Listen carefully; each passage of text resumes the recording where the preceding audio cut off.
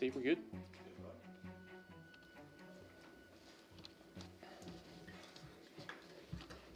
All right, good morning, everyone.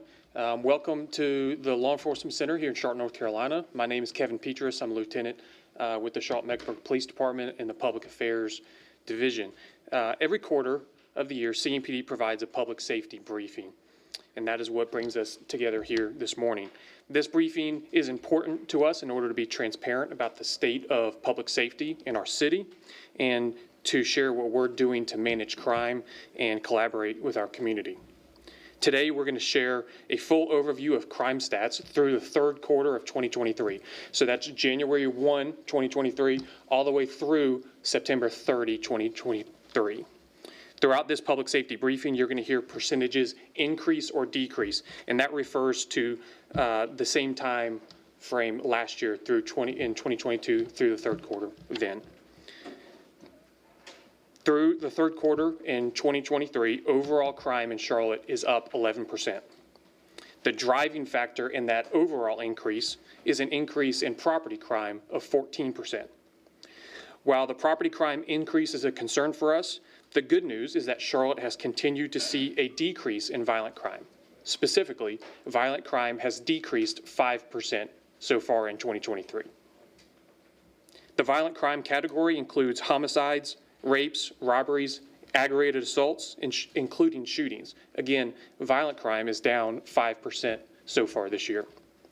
We're incredibly proud of the efforts of all of our employees this year, and their hard work is reflected in the statistics and the information that we're going to share today. We have two speakers with us who are going to help us take an in-depth look at these statistics and help provide some more context. Joining us first will be CMPD Deputy Chief Jacqueline Halsey, followed by Major Tori Tellis. First up, Deputy Chief Halsey.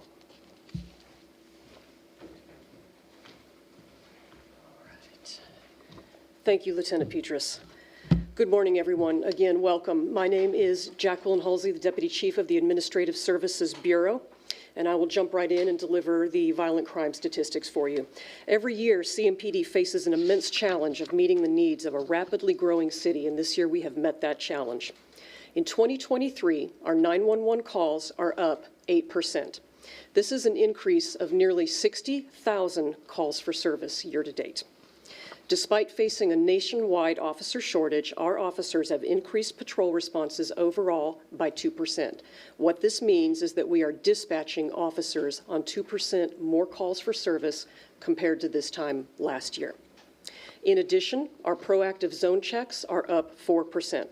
A zone check is simply when an officer is strategically placed in a specific area to provide higher officer presence and deter criminal activity. Again, more is being done with less. Our total arrests are up 13%, and that increase is led predominantly by a rise in our juvenile arrest rates, and I will go into that a little more as we progress. As Lieutenant Petrus mentioned, we are pleased to report that our violent crime incidents have fallen 5%. We have made significant strides in our homicide reductions. Through the third quarter, we have had 69 homicides, compared to 85 this time last year. This is a 19% reduction. Other significant drops include robberies, down 11%, aggravated assaults are down 2%, burglaries are down 6%, and our arsons are down 10%. Our Patrol Bureau continues to do an incredible job of directing officers to priority areas, delivering tangible results in addressing violent crime. Our officers are also doing a great job of being proactive. They are seizing firearms through their patrols and investigations. Year to date, CMPD has seized more than 2,600 firearms as evidence. This is a 10% increase from last year. I want to say that number again. More than 2,600 firearms seized as evidence. Our crime gun suppression team, which investigates serious crimes and retaliatory gun crime, does an amazing job of making arrests of repeat violent offenders that has no doubt been reflected in this reduction. One case I'd like to spotlight specifically. In late August, this team arrested a suspect wanted in a home invasion, and that investigation yielded the seizure of 9 firearms. One of those firearms had also been reported as stolen. Additionally, officers recovered a stolen Audi in that case as well. In this case, several suspects had broken into a home and they had robbed a woman at gunpoint. This was an incredible investigation that spanned over 2 months, during which time detectives were carefully analyzing evidence and conducting surveillance, which led them to the identification of the main suspect and obtaining warrants. The suspect in this case, Irvin Velasquez, he is charged with first-degree burglary, robbery with a dangerous weapon, and conspiracy to commit robbery with a dangerous weapon.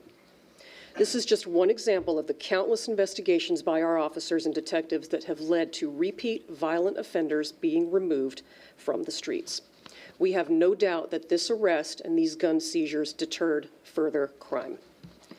We will continue to focus our efforts on individuals who show that they are unwilling to change their behavior and continue to prey on Charlotte residents. Reducing violent crime is Chief Jennings' top priority, and again, we are very proud of our results. But we are not done. As Chief Jennings has said himself, there is no amount of acceptable crime. We will continue our efforts and invest in our resources and people to make sure that these downward trends continue. While overall violent crime is down, one area of concern that we have is that our overall shootings are slightly up by 2%. A contributor to this violent crime that we are seeing is being committed by juveniles. There have been 79 shootings involving a juvenile suspect through Q3. This is a 32% increase from last year. This has also coincided with a rise in juvenile victims being targeted in our shooting cases, and that is up 10%, excuse me. We are seeing more juvenile suspects who are armed and firing into occupied property, whether that's a home or a car, and not knowing where these bullets are ending up and not understanding the consequences of their actions. A recent case that I'd like to spotlight on this comes out of the North Tryon Division. Division detectives, again, along with the crime gun suppression team, they collaborated on a shooting case that happened on St. John's Church Road. They recovered 25 shell casings from that scene. In this case, a victim was in his vehicle and it was fired upon by a suspect in another vehicle. The victim was struck by shrapnel in this case and fortunately sustained non-life-threatening injuries. Detectives working the case identified a 17-year-old suspect as the primary suspect and the shooter in this incident. In addition, they identified another 17-year-old suspect in the case who cut off his ankle monitor following the incident. On top of making the arrest, detectives searched the main suspect's home, and they found 2 AR-15 assault-style rifles and a stolen Glock with an extended magazine. CMPD will continue to track shooting cases like this one and use our resources to make these arrests. But the rate that we are seeing juveniles pull a trigger is alarming and points to a greater community problem. Our kids need to go back to being kids. They need to be engaged in sports. They need to be participating in youth activities and programs. CMPD's Community Engagement Unit has numerous programs geared towards our youth, steering them on the right path, deterring them from the wrong path, and assisting them in becoming good citizens. We urge parents, caregivers, guardians, utilize these resources, deter the problematic behaviors before they get out of control. Before bringing up Major Tellis, I want to touch on one more thing that we are very proud to announce. We have a major development at CMPD that is going to assist us in having more presence in the community. Next week, we are beginning the 196th recruit class. This will be a historic class for us. We are seating the largest number of recruits in this class in our department's history. 82 recruits will be seated in this class. In addition, compared to this time last year, our overall hiring efforts have increased 22%. Recruitment is a top priority for Chief Jennings and CMPD, and we have made considerable strides in hiring despite the nationwide shortages, and we are incredibly proud of this. And with that, I will now turn it over to, Major Tellis.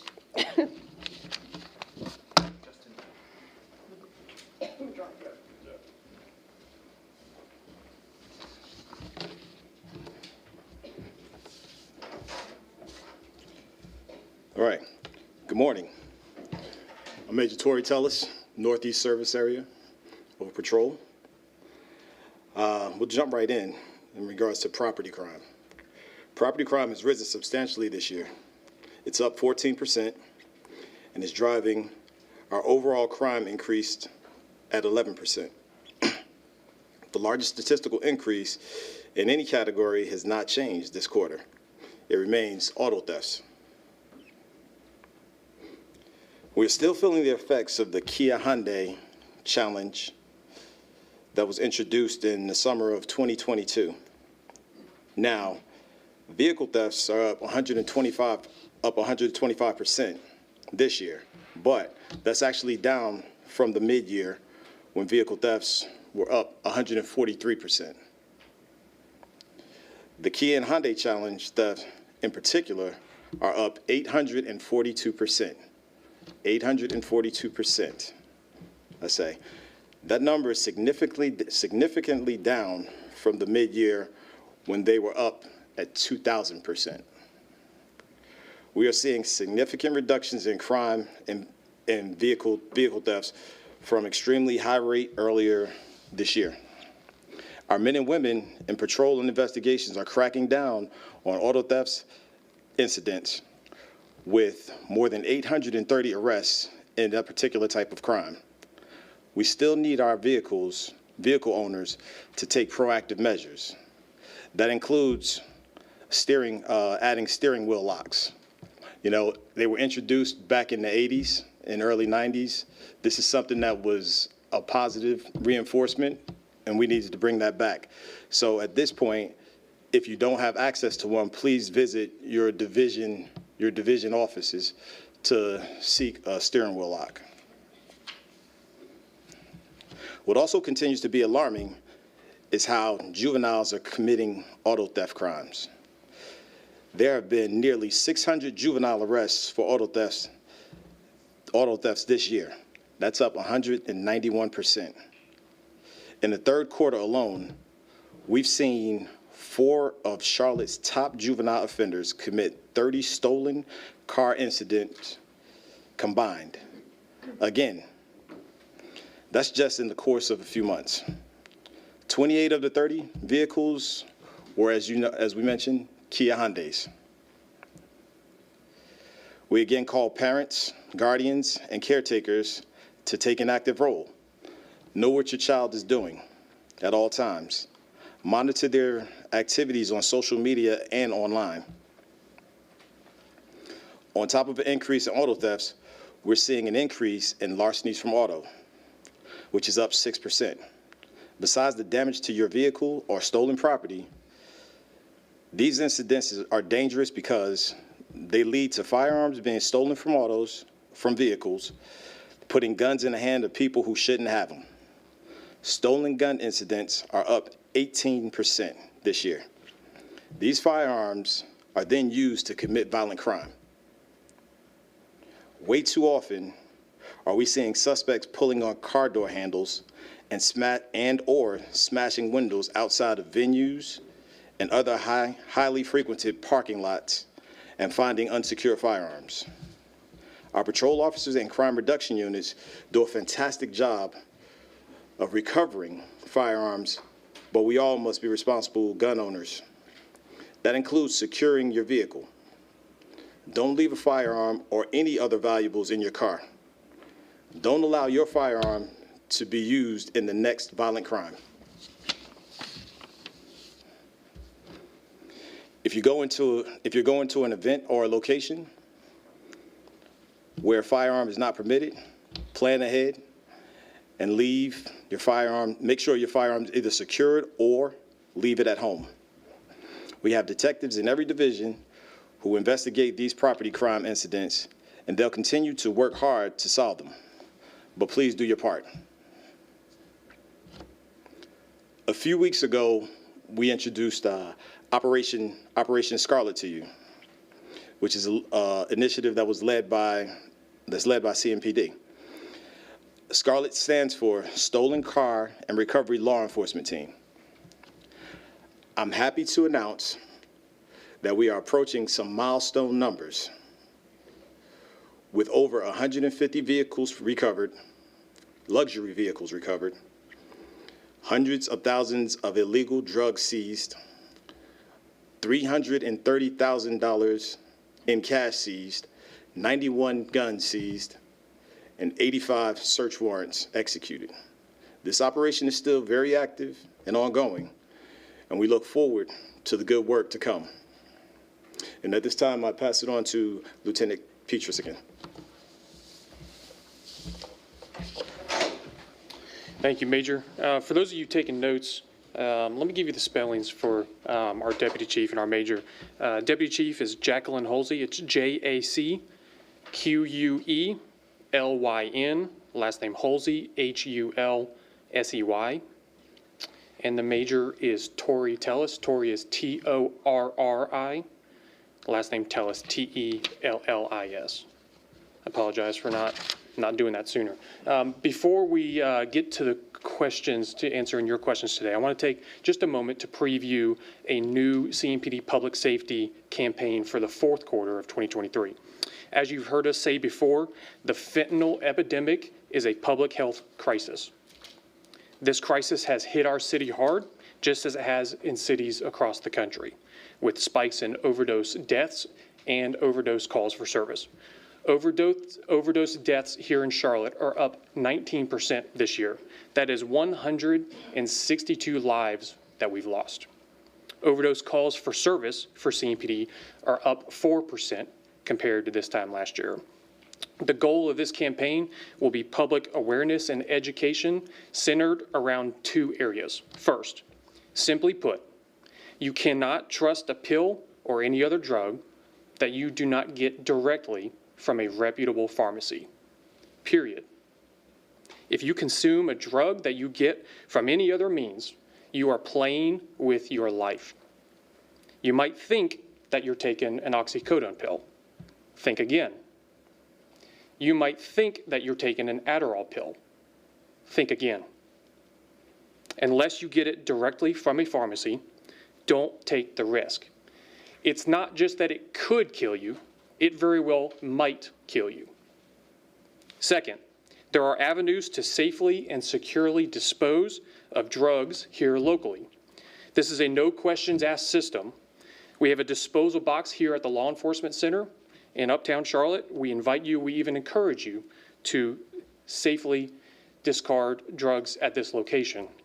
Proper disposal is important because of how toxic fentanyl is. This is not something that you can just throw in the trash, dispose in the garbage, because anyone who comes in contact with it could be at risk of exposure. And we know how serious that exposure can be. So this campaign will be launching here in the fourth quarter of 2023 here at CMPD. We're excited about it, and we're hopeful for real impact in this area. So we now have Deputy Chief Holsey and Major Tellis available to answer some questions. So you can fire away. I have a question for Deputy Chief Holsey.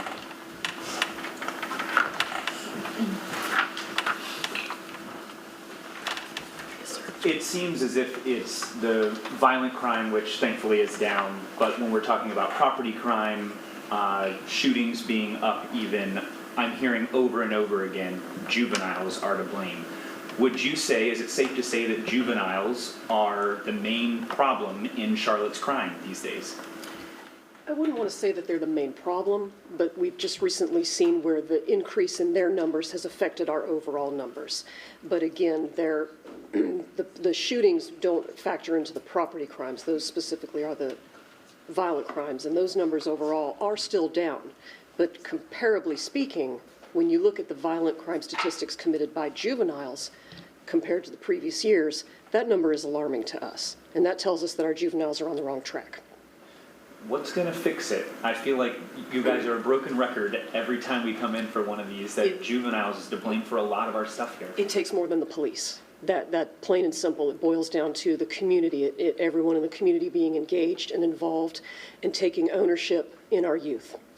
You mentioned some programs. What are those programs and what specifically do they do with our youth? We have numerous programs, too many to list. They're all available on our webpage, but we've got Reach and Reach Out and PAL, our athletics leagues. But all of our programs are designed to provide mentorship, problem solving, teach children skills so that they can navigate life. Life is becoming more complex in a juvenile's world, and they need skills. They need to be taught how to navigate a complex society. When you're investigating, or your colleagues are investigating juveniles that are doing these types of things, what is the common pattern that y'all find that leads them down this path? Lack of structure, I would say. Like, to go back to the same thing that we try to put into the children, put into our youth through these programs, is skills and structure. They don't, in my opinion, need necessarily harsh discipline. They need life skills, and they need support, and they need love from the community to lift them up. You said, although homicides are down, you said shootings are actually up. Is that correct? Shootings, which would be, assault with a deadly weapon by gun, those overall are up 2%. Some of those that we've seen have happened on our highways and interstates, that you're very aware. Very frequently, at least, we are getting calls from our newsroom from not only victims, but hearing it over scanners as well. How do y'all investigate these highway and road shootings? What are the tools that y'all have at your disposal to try to catch the suspects? Well, the investigation is very similar to any other investigation, but some of the things that would be added measures within the highway system is, of course, our cameras that we operate, being able to maybe track down an actual specific vehicle. Anything on the roadways, we hope that we have camera footage or license plate reader footage available. And if you can locate a vehicle, oftentimes that can lead you to a suspect. I'll ask, because you probably don't know this, but if we could get those stats on roadway shootings. We can, absolutely, we can. And I don't believe that those are a significantly high driver of the overall number of shootings, but certainly a concern, like you say. And how are they getting these guns? Is it just them stealing guns out of cars, or what's... So stealing guns out of cars is a huge topic for us, and that's where I can tell you that of our overall guns stolen this year to date, the 1,452 number, 903 of those were stolen out of an automobile. Locked or unlocked does not matter. Visible, not visible, does not matter. Do not leave guns in your vehicle. Has there been a mass incident where maybe at a football game or a parking lot somewhere where they've gotten a significant amount of guns from parked cars in a lot or at an event? Not that I'm aware of with respect to a specific event. It's very random and sporadic, and criminals are just opportunistic in the sense that they're breaking into a vehicle in hopes of finding anything of value, and oftentimes, unfortunately, it is a gun. Let me ask this. I don't know the rules regarding this, but if I'm a lawful gun owner, is it legal, or are you not supposed to, is it illegal to leave it in your locked personal car in a parking lot? Unfortunately, there's no specific law that we can charge someone for leaving it, but if your weapon falls into the hands of a minor, that can lead to a criminal charge. That can lead to a misdemeanor charge. On you as the gun It owner? can, yes, but there are very specific, we can get you the actual language for that, but it is very specific. I just asked because I'm wondering Yes. if there are Yes. toolbox that may be needed in y'all's arsenal to try to combat this, because I would it say seems like an yes. issue. Yeah, I would say yes. I have a question in regards to Kia's. Okay. Oh, wait, before you go. Yes, ma'am. You talked about 69 homicides this year. What is CMPD's close rate for those homicides?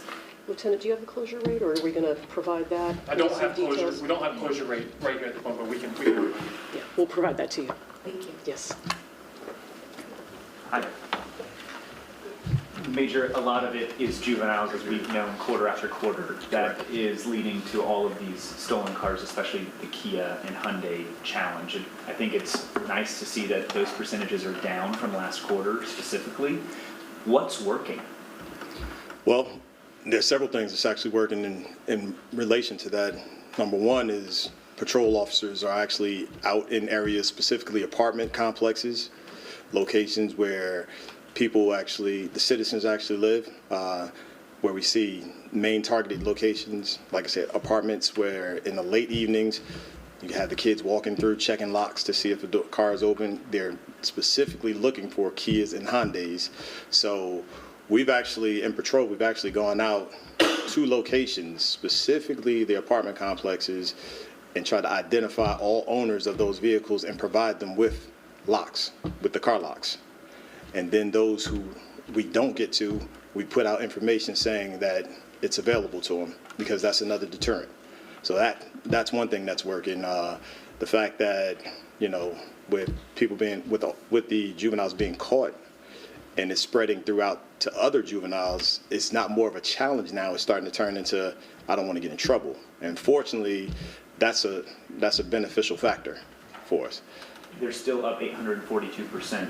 What more is it going to take to drop that number? Again, it goes back to parenting, being involved in your child's life, making sure they're not engaging in criminal activity. You know, there's no reason for a child to be out at 4 a.m. in the morning walking around in somebody's neighborhood checking doorknobs or car door locks.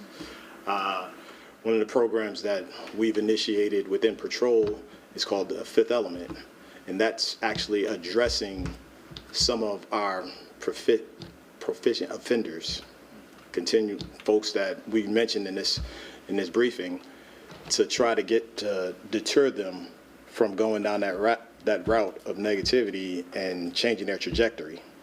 So these are all initiatives that we're trying everything that we possibly can, you know, sitting down with anybody that's willing to listen. And we also have a lot of community members that are willing to provide their feed into how can we help these kids. What are they doing with these vehicles? It seems like sometimes they're being used for other crimes. That is true, and sometimes they're being used for crimes. We've seen them where they've been used to get to point A to point B because it's so simplistic for them to do it. And, you know, instead of getting on public transportation, steal a car. That juvenile 1 through 4 that you put up on here, kind of the repeat offenders. Yes. Are you only arresting them once or? Multiple times. So one after the other. So in other words, they're repeat offenders getting charged with this over and over again. What's not working? Correct. So again, I mean, it's the juvenile system. So we can't say it's not working. What we do know is that on our side of it, when we locate them and we go take them across to the judge or the magistrate and everything, it's their opportunity to step in and, okay, we've seen this name come across our table multiple times, so what are we going to do with this? So that communication between us and them and the city is imperative. So that's just one of the collaborative effort that has all pieces have to be in play. Are these 4 juveniles, like, were they, like, together, like, or they all were just repeat offenders, all stealing cars? These are all individuals. What is the youngest individual? The youngest that we've actually seen, I would probably say range around 11, 12 years old. So, I mean, I'm Thus talking far. to people who live in these apartment complexes that are being targeted. I mean, besides, you know, the basic tips of the steering wheel lock and, you know, parking in well-lit areas, what can they do? What can these folks do? Well, I know we've actually had several vehicle owners, specifically Kia Hyundais, reach back out to the dealerships who have reached back out to the makers. And they've tried some initiatives to try and do updates so that this challenge won't affect those cars.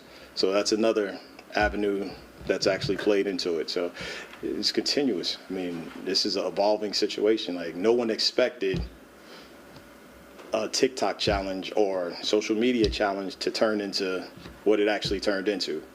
And we have to evolve as a community with the kids. I mean, this is a different world that we live in, so we have to continue to try new avenues. I know you guys are doing, you know, the best that you guys can with that, but what message do you have to the people who are out hundreds of dollars from either damage or, I mean, a stolen vehicle in general? Well, know that we're here trying our best and doing our best to make sure that our community is safe. Understand that these kids out here need that structure, and we understand that they're out of what they're out of. But again, make yourself target proof. You know. I have a couple of, this might be best fit for you, because it's not regarding the stats. Okay. But it was something that y'all told, I believe, at the mid-year. Is there any update to the, you're gonna have to refresh my memory on what y'all are calling it, but it's the civilian sworn units that are out doing like the fender benders. Civilian crash Yes, investigators. yes. Yeah, absolutely. So legislation passed earlier this year to allow municipalities in North Carolina to use civilians to investigate minor crashes, property damage only. That's something that we are actively working on. We're working through proposals to hopefully get those folks out on the street early next year. Any uniforms are chosen yet, or applications out there? All of that's in the works and still part of the proposal. What about Okay. sexual assaults? Do we have a number on that? Increase, decrease? I think we're trying to get those. So yeah, numbers. rapes, I believe, is part of the violent crime category. Rapes are down this year. I don't have the number right in front of me. It'll be in the press release that we send out. So that's for the rape category specifically. And Sexual assaults. I don't have that number specifically for sex assaults. Casey, we work quick around here, okay? The homicide clearance rate so far year to date, 69%, so nearly 70%. And you know, we're really proud of our homicide folks. Their clearance rates statistically are among the best in the country and even outpace that. And so we're proud of them, 69% so far Just this to year. put a bow on all of it, what do you want to take the community to take away from this? The stats on violent crime and property crime. Yeah, so CMPD is in the public safety business, okay? That's what we do. But CMPD cannot fix all of any societal issues on our own, okay? This is a whole of society fix for public safety. Now, that doesn't mean we sit here and wave the white flag and give up and say our responsibility is done. No, we're pressing the gas, we're moving forward, we're doing everything we can to come up with mentorship programs for young people, to teach them problem-solving skills, to teach them, hey, if I run into a conflict, if I run into somebody, how can I go about solving that problem? So we're not waving the white flag, but we need help. This is a whole of community fix for these issues, and that's something that the biggest driver is kind of communicating that message that it's going to take everybody, it's going to take all of us to solve some of these problems. So with that, we're gonna wrap up this Q3 briefing. We do have a press release out to you with all of these numbers broken down. The raw numbers are in there too, along with some of the examples. Okay. Can I ask Thanks a for quick joining us question about something offline. Let's do it this offline. morning? Okay.